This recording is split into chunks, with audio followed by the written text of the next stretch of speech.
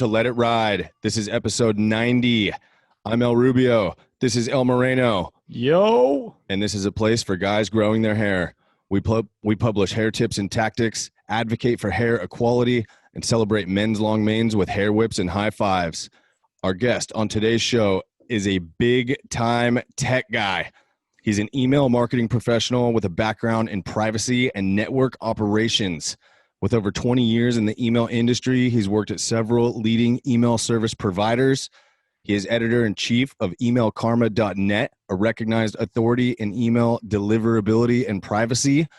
And he was most recently named the vice president of deliverability for NetCore Solutions, Inc., an AI-powered personalization and marketing automation platform providing customer communication and engagement platform solutions for more than 5,000 brands worldwide. He's overseen billions of commercial and transactional email deliveries for several of the world's largest marketers and agencies. Most impressive, though, perhaps, is the fact he's navigated for the better part of a 20-year professional tech career with a long flowing mane. He is the tech bro with the righteous flow, Matthew Vernhout. Welcome to Let It Ride. We're glad to have you here. What up? Hey, thanks for inviting me. Super excited. Awesome, man. So gave you the big intro there. A lot of tech. Lot to cover. A lot of tech language to unpack there. But I know that you've been known to say it's not the size of your list, it's how you use it. What do you mean by that? And maybe you can bring us into the email tech landscape a little bit about what you do. Yeah, so that's it's a bit of a play on some innuendos and stuff that have happened in the history of the world, if you will. Yes. But I think with email, a lot of people think the bigger my email list, the more money I make, right? The bigger the reach. It's an old school sort of publishing, broadcast media type opinion, right? Bigger reach, more money. But in the email world, it's really more about how targeted and useful and how, relevant to the consumer the messages are. You can make as much money sending to 10,000 people as you do to sending to 100,000 or 100 million people, based on the targeting and the message you're sending. So it's really not about how big your list is. It's really about how well you use it. So breaking down to segmenting, and really there's a lot of different tools and tactics, but you were specifically named the VP of Deliverability for NetCore. So tell us a little bit about deliverability and why that's important with your email list. Yeah, so deliverability when it comes to email, right? You need to get the message in front of your consumers, in front of your subscribers. Deliverability is a bit of an art. It's a bit of a science. It's a little bit of black magic even in regards to getting the message there to the consumer so that they can actually action it, right? Following best practices, advocating on behalf of marketers, advocating on behalf of consumers, and working sort of both sides of the equation, helping marketers understand things that they should be doing and helping them get messages delivered, advocating on their behalf with ISPs. And then, I have a pretty strong advocacy arm that I work within as well to advocate on behalf of consumers with, governments and regulators and such around building anti-spam legislation, building privacy legislation and such as well. So I'm working sort of all those different sides. So we're really talking about a pretty big environment here. We're talking about legislation and overall like kind of aggregate trends, aggregate stuff. How much, how do you get, forgive, sorry, I lost my train of thought there.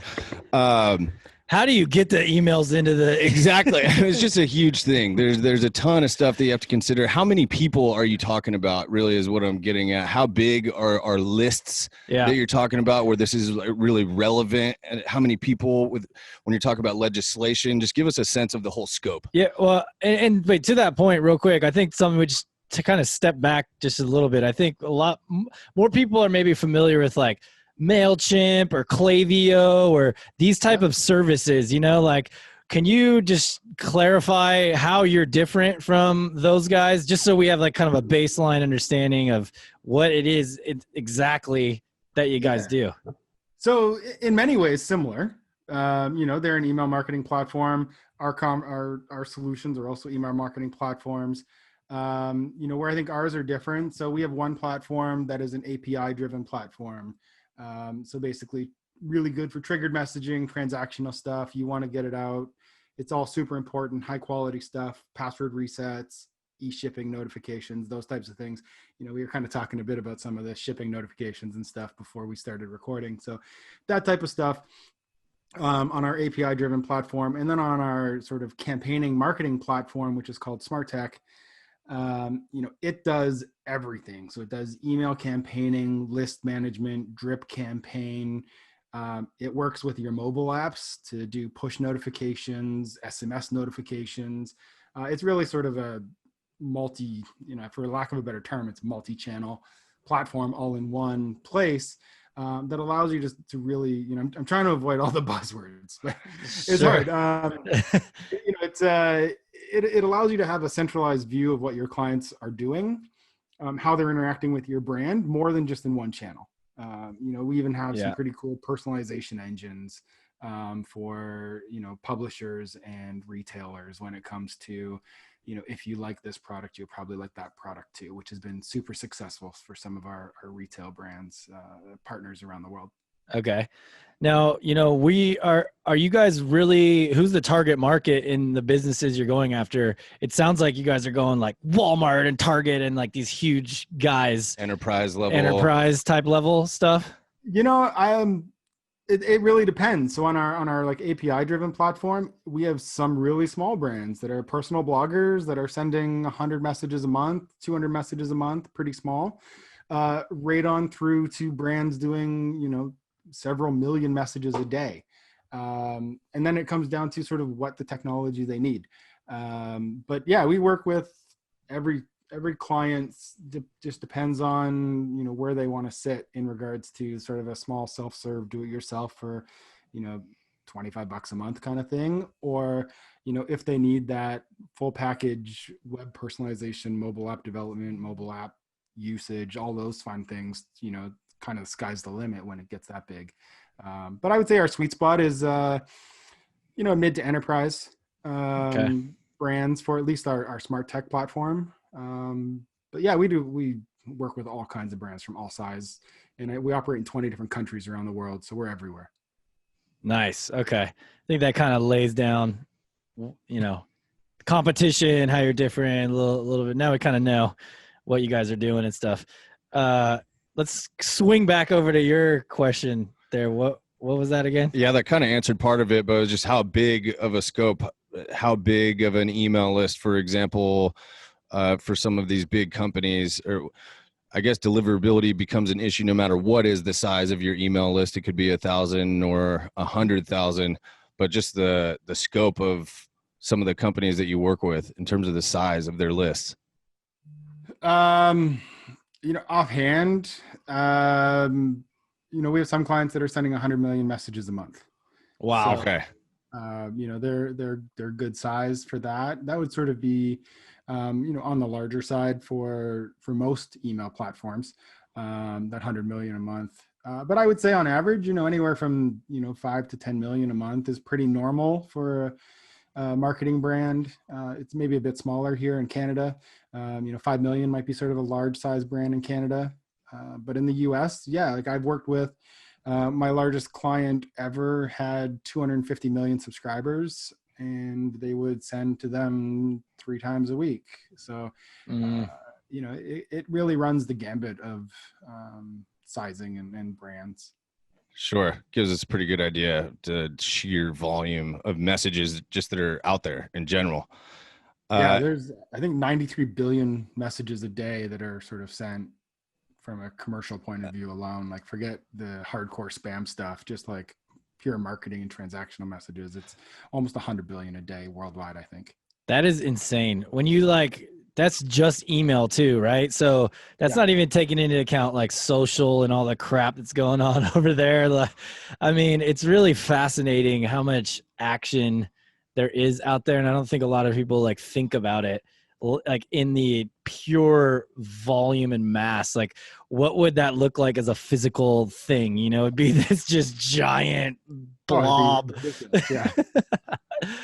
It's a whole other Earth just sitting out there. Yeah. Totally. Wow. So, you know, focus on the deliverability. You guys are kind of going against the people who are probably doing black hat type things and, you know, just the dirty tricks and tactics. Like, what's like the new 2020 like shady email moves that are going on out there? Well, I think, the tactics themselves haven't changed. Phishing is still a problem. Brand impersonation is still a problem. Malware is still a problem. But what we did see in 2020, obviously with the COVID-19 pandemic, is we saw that the phishing people changed tactics. They changed tactics to start impersonating governments to say, get your relief funding, get your, Oh, yeah. so they're targeting your relief funding. They're targeting again, shipping notifications is always a big one, especially since everyone had to go online to shop for a period of time. So shipping notifications became a huge target.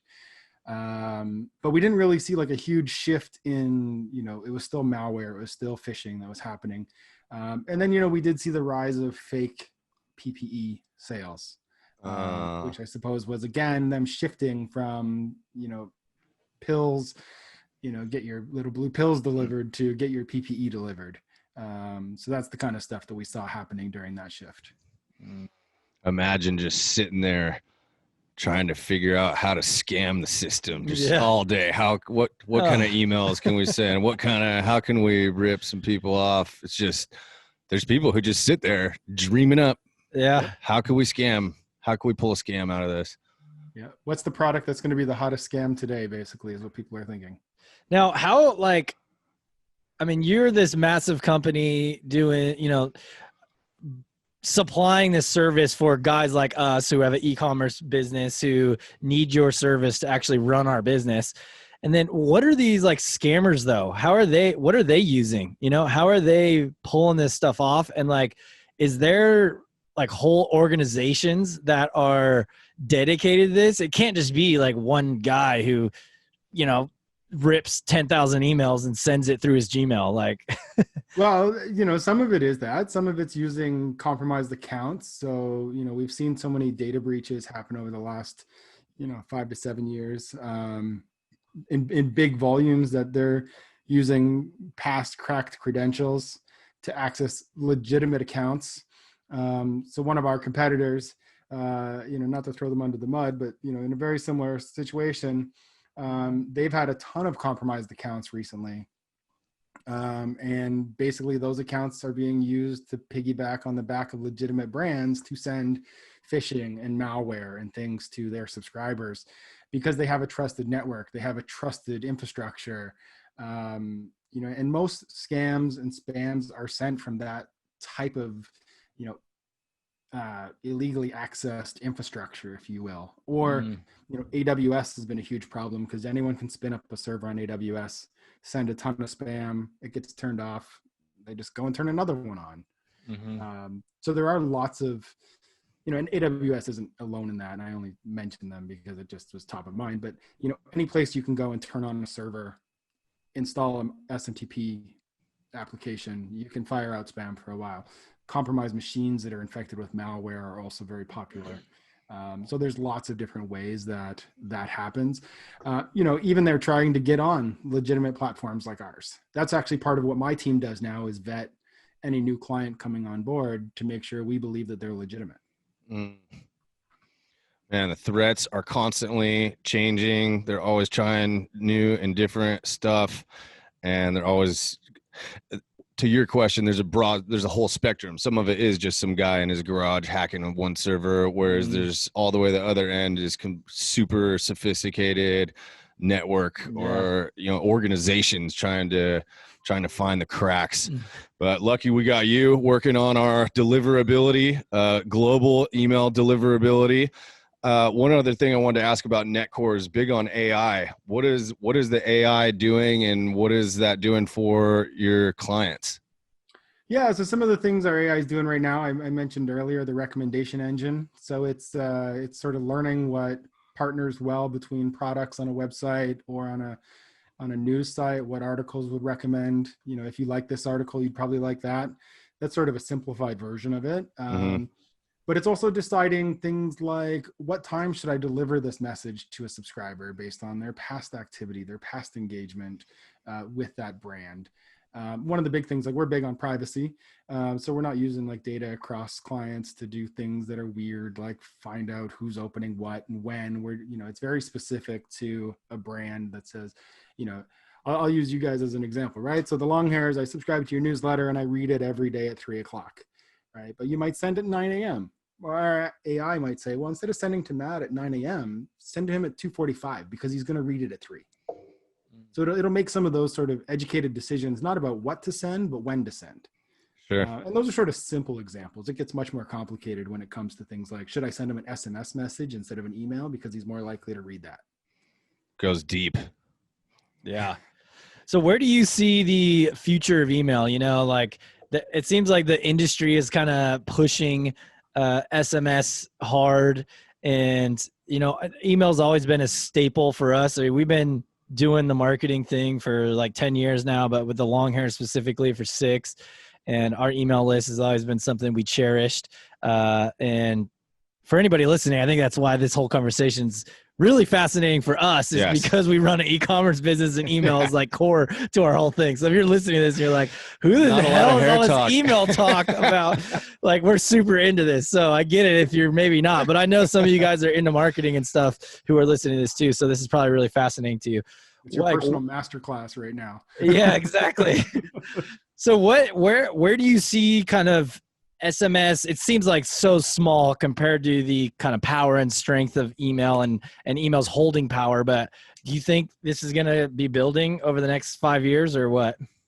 Well, email is one of those things that everyone's, predicted the death of email for a long time, right? Social was going to kill email and it didn't, because you can't get a Twitter account without an email account, right? Yeah. Slack was going to be the next email killer. Mm-hmm. And email is still going strong. RSS at one point was going to kill email, and now who uses RSS, right? Nobody. So there are certainly, well, actually I should say people use RSS to feed their emails now. Right. Yeah. So I don't think email is going anywhere. SMS, as an individual, I'm not a huge fan of marketing in my SMS. I like it for appointment reminders, shipping notifications, transactional type stuff that's really important. SMS is a lot more invasive to your time because it's in your pocket in your phone. Whereas email is one of those, I'll get to it later. Right. I was expecting that text message from your mom, right? Or something like that. The other thing is, we've seen even recently iOS 14 came out, and if you're not in the person's address book and you send them a text message, you fall into this little unknown sender option that you may never look at, right? So it's sort of that spam folder for SMS now on your phone on iOS. So I think it has its uses, and I think it works for some brands and it works in some situations, but my personal opinion, I don't sign up for marketing through SMS. I want my marketing in my email, and it can stay there, and I'll look at it when I'm ready to look at it. Lots of people like it though, but like I said, I'm very selective in how I like my SMS. Send me your credit card payments due. Well, that's an important SMS to get, right? Mm-hmm. Yeah. 10% off next time you shop with me. I'll probably forget if I'm not in store. Right. Second that I had that, whereas in email, I'll just search my inbox and say, oh, I have a coupon for this.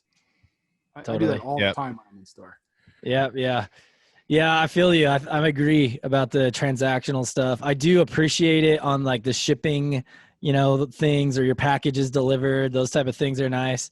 But I've been kind of trying to sign up for some just to see how it's going, and I'm signed up to like 4, and I honestly never even look at it.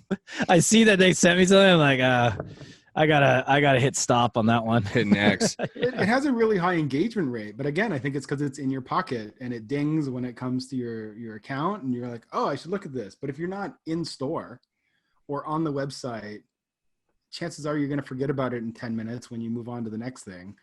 And unless you go and action it right away. Yeah. Right? The impression was there, but then what? Totally. Yeah, I feel the same way, but all of us on this call are over 35. So the younger, who knows? I mean, it could still, I still think email is here to stay, but how much the SMS influence, you know, it's hard to SMS imagine is it not. expensive, and it has, some pretty, like, Ken Spam talks about SMS and how you can do it. The Canadian anti-spam legislation, which I've been involved with for well over a decade now, has some pretty strong regulations around SMS marketing and collection of SMS, capabilities, things like that. So, I think people understand it's got potential to be extremely annoying. And so it was built into those legislations to say, like, here's the guardrails if you're going to play here.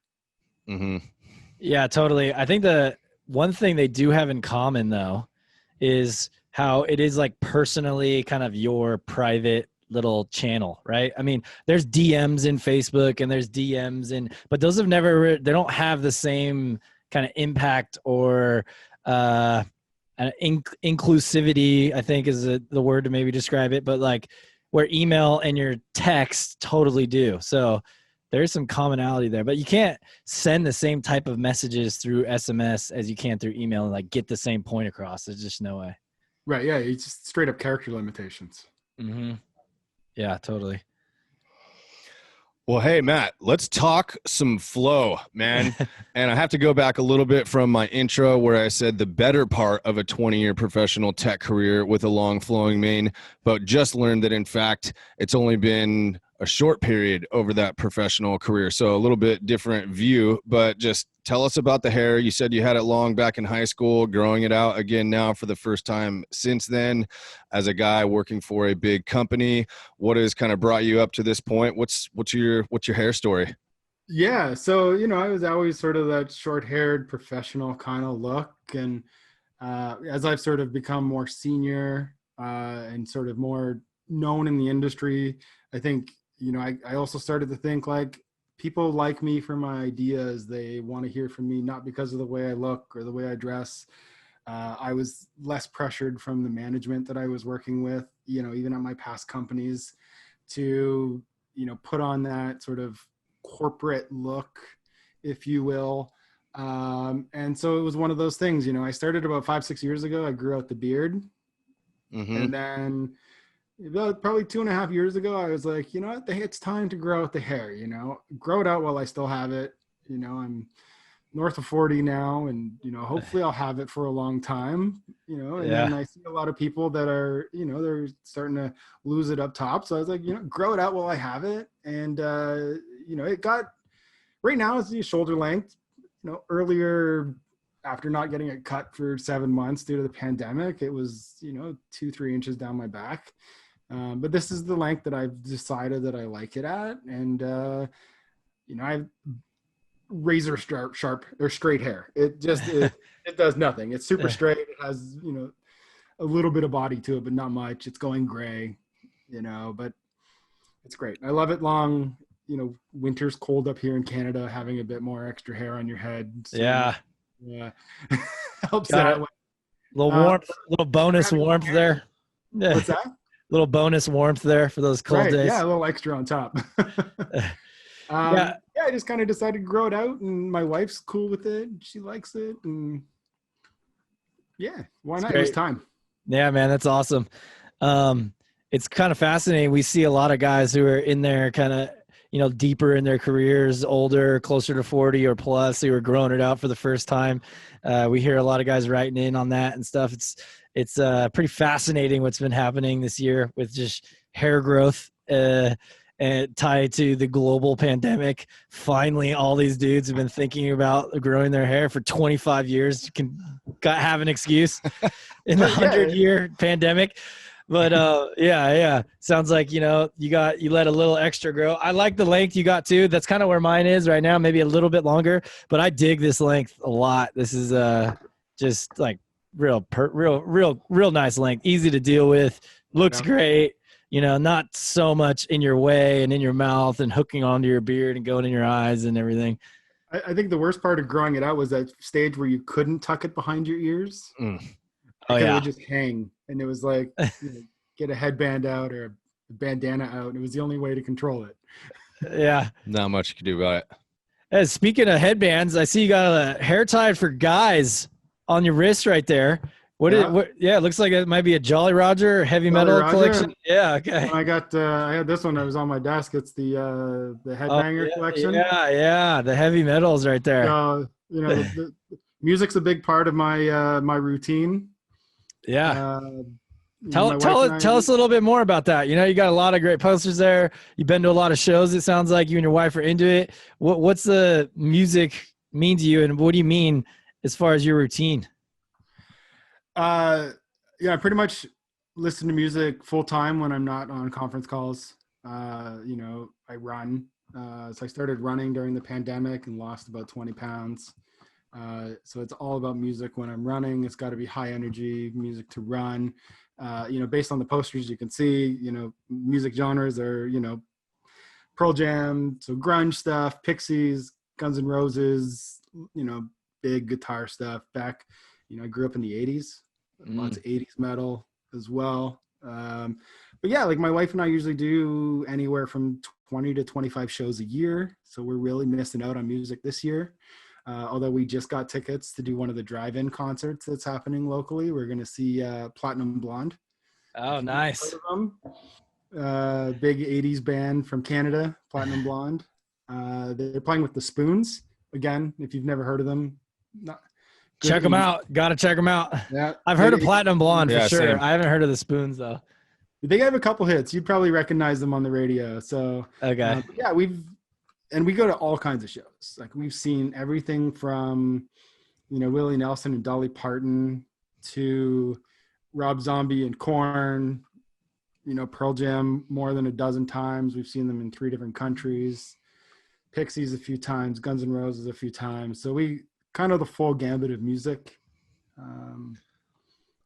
Just in general, I'm trying to learn to play ukulele. You can see it behind me. I'm not very good, so I will spare your ears, as well as I'm at the same time trying to learn to play guitar. Growing up, I played saxophone. So music's sort of always been around for me right on through. Like my parents, I grew up listening to Motown and the Rolling Stones and the Beatles. Man, time spent at concerts and live music is time well spent. Just it's always an experience. You always get a chance to be in there and be in the music and share the energy with the performer. It's been a pretty rough year for that, but you must be stoked on doing this drive-in thing. I've seen a few of those, and it looks like it'll be pretty cool. Yeah, I'm hoping it's going to be. I hope it's going to be good. We've really missed music this year. We've tried to do some of these online concerts and online shows. It's not quite the same sitting on your couch than standing in a crowd full of people having beer spilt on you and singing along at the top of your lungs. Just not the same. Hitting up the random guy for the joint. Pass it over here. Let me get that. I've met some of my best friends going to shows. So, yeah. You share a passion for music, and big communities get built around these bands, and it's great. So just back to the hair in the corporate environment again. You obviously didn't have to worry about it applying for positions or you've kind of made a reputation for yourself in the industry. Have you had any resistance at all since it's gotten past shoulders? Just from my mother. Not at work though. No, not at work. I think I think having the proven track record and working from home full time, even when I was traveling, nobody really cared. I think being in tech helps. Not being, it's not as abnormal. Guys with long hair and tattoos in tech is pretty standard these days. So I think I just make sure when I'm going to see a client or I'm going to see a regulator that I comb it up, put it in a nice ponytail or something. So it's a little bit more controlled maybe than sort of letting it fly like I am today. But yeah, like you can dress it up nice. Like went to my grandfather's funeral not too long ago, dressed it up nice. There's look ways. Great. Yeah. Right. You can look perfectly presentable and look sharp and tight and whatever you like. There's plenty of options to do it. Yeah. There's always something you can do. What would you say for guys who are maybe trying to crack into the job market? We have a lot of guys who either have long hair already or who want to grow their hair out, but they're worried about getting a job. Not exactly the experience that you had, but would you have any advice for someone in that situation? You know, I think a lot of it is the confidence in yourself and the confidence in what you're talking about, more so than, you know, what your hair looks like. You know, make sure it looks clean, make sure it looks kind of styled is what I would say. Um, you know, and if your style is kind of crazy and all over the place, great. You know, but I guess just for me, what I would say is know the environment you're going into and style it accordingly. Right. So if you're going into that sort of banking environment and you want to get a job there, you know, pull it back, clean it up, make it look nice. If you're going into be a programmer and a coder, it's probably much less, you know, you do your thing, let it fly, just be presentable. You know, even looking at, you know, what to wear to a job interview, right? Having worked in tech, I used to have people show up in like really nice suits and I'm interviewing them in jeans and a t-shirt, right? So understand where you're going and dress appropriately and style your hair appropriately, and then just sell them on you, your personality and your skills and your confidence, because in the end that's what matters to a job, not what your hair looks like. I think kind of what you said is a cohesive look. If it's going to be a little more buttoned up, maybe having your hair a little bit more tied up or under control or what have you, but having a cohesive, presentable appearance and having a good idea of the environment that you're going into. Another thing you mentioned earlier is that you started with the beard, growing the beard out first. Was that kind of a entry level, get your foot in the door type of strategy? Actually, no, I'd never really been able to grow facial hair. I was one of those kind of guys. Never grew facial hair until I got into my mid 30s. Same. And then I was like, I'm gonna do it. I keep it nice and trim, short, and just every few days give it a bit of a cleanup. But it was sort of the first step, and it was a bit easier. And then, you know, I was lucky enough. I switched jobs about 4 years ago, and I went to work for one of my buddies, and he was like, dude, just do your thing. And I was like, okay. So I started growing the hair too, right? It just was on my list of things to do. And finally I had that management that was just like, you do you, man. Cause I want you for your brain, not the way you, you know, not to say that my outward appearance is evil or bad or anything like that, but more the idea of we want you to be that voice, but do your thing, be you, just be presentable. Right? Yeah, totally. One of our latest podcast guests, Trav White, he said something that really kind of stuck with me about, you know, long hair appearance in your situations. Kind of what we're talking about here is it's a amplifier. Your hair is an amplifier on whatever it is you're going to do. Or like, so if you looking grungy, your hair is going to make you look more grungy. If you're looking buttoned up, your hair will amplify kind of maybe your professionalism or something. And at the same time, it's like, if you know what you're talking about and you're still looking, it just amplifies your whole persona in the room, you know? I'd buy that. Yeah. Yeah. Pretty That's cool probably a concept. better way to describe it than I did. Oh, you guys are talking about the same thing. You're on the same page. So one thing we always ask is, everybody has it. Long hair problems. There's issues when you're growing it out. It's a pain in the butt. You kind of mentioned some, not being able to tuck behind the ear.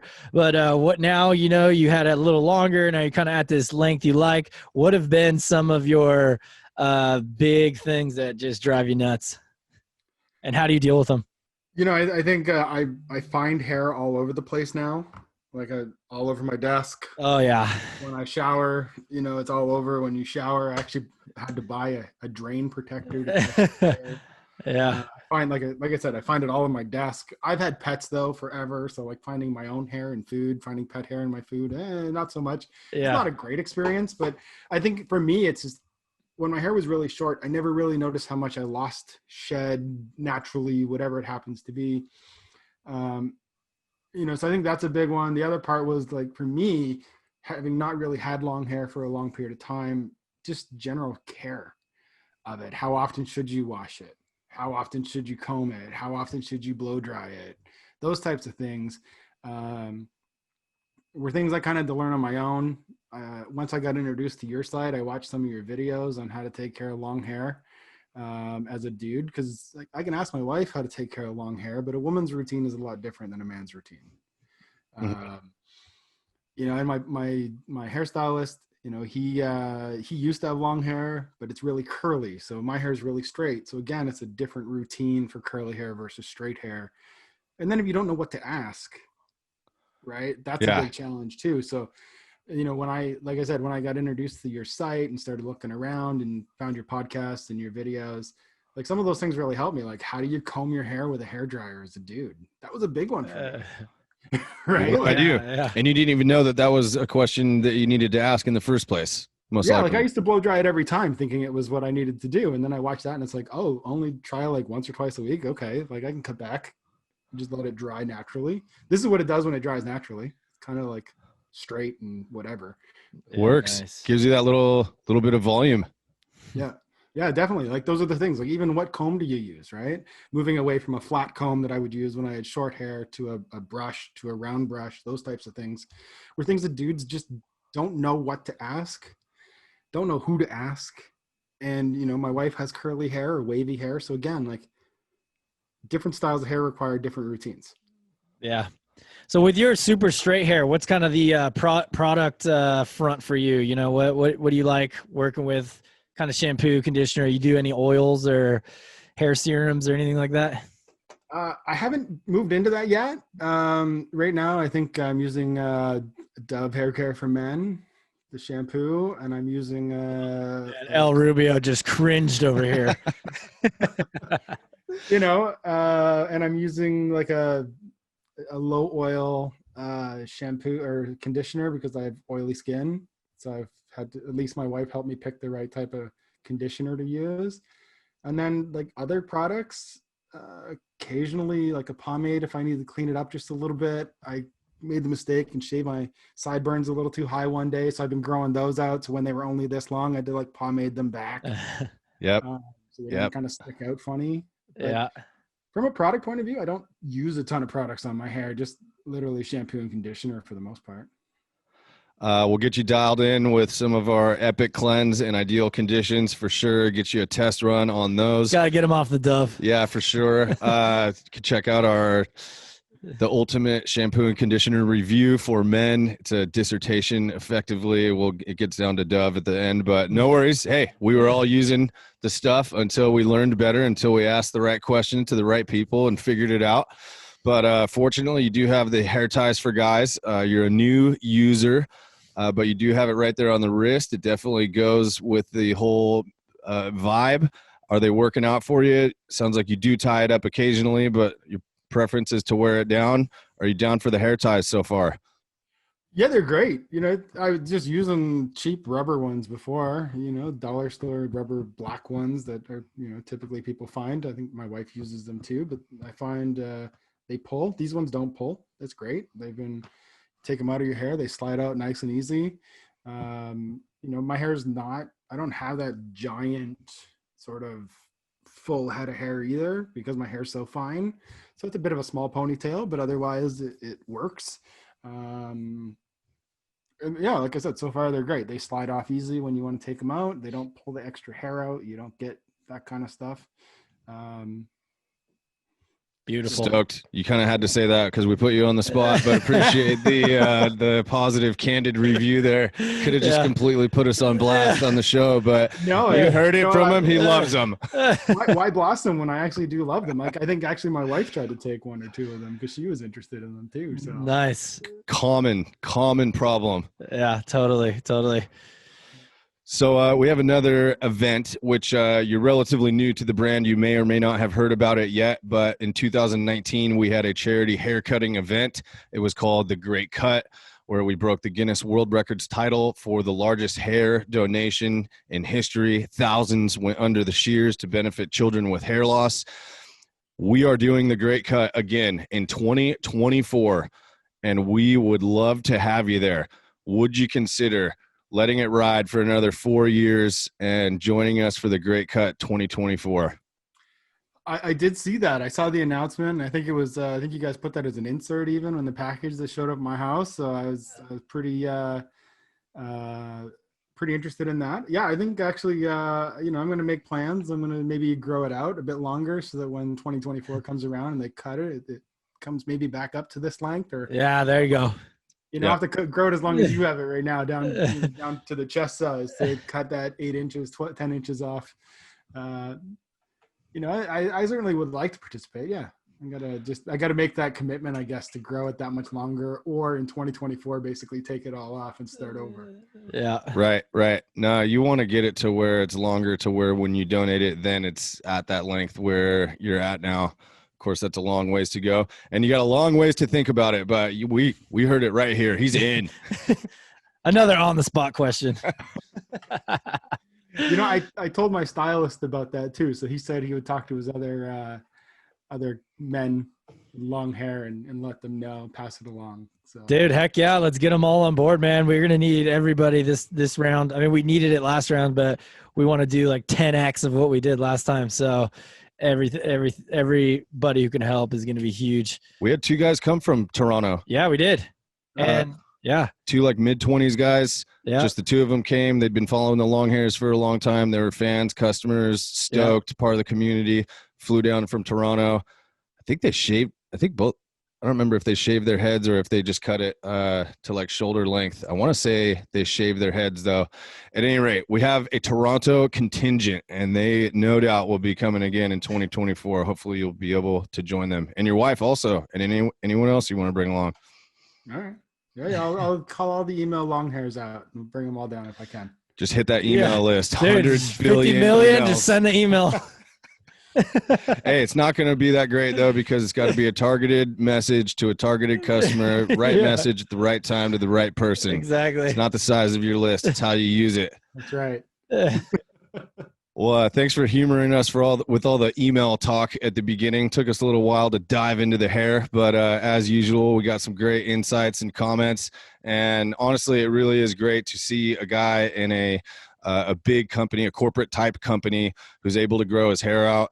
Probably 10, 20 years ago, it was maybe unheard of. We're really starting to push the envelope. It's really a part of our brand, is advocating for long hair in the professional workplace.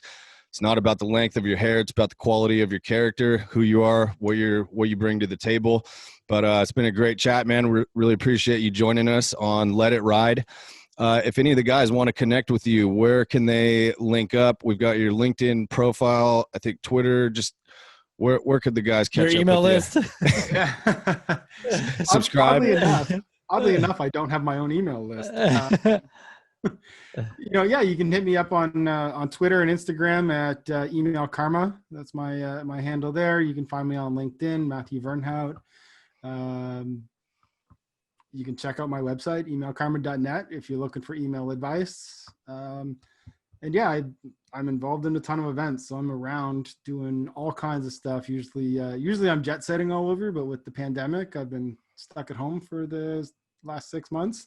I travel all over the world to talk about marketing and best practices and privacy. So I'm all around. If you ever want to connect, and I'm in your area.